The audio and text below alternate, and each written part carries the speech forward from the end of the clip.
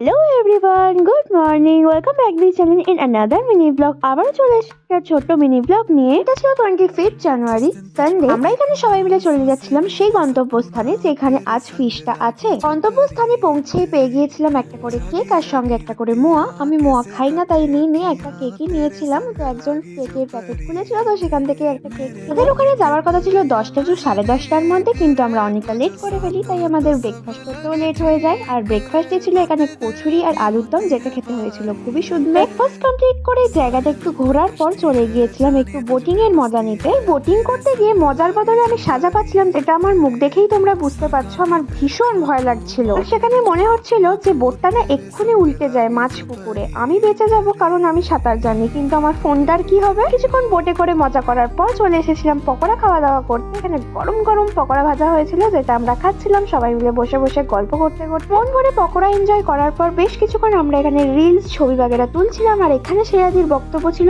আমার ছবিগুলো যেন সুন্দর আসে, এই বক্তব্য আমরা রেখেও ছিলাম। তোমরা শুনতেই পেলে এখানে ফাটিয়ে গান বাজনা চলছিল, আর সঙ্গে লাঞ্চের টাইম হয়ে যেতে আমরা চলে এসেছিলাম লাঞ্চ করতে। কিন্তু লাঞ্চ করতে বসেছিলাম নামেই, কারণ লাঞ্চ ঢুকছিল না পেটে। আর এখানে দাদাভাই কিছু একটা বলছিল, আমি ক্যাপচার করে নিয়েছিলাম।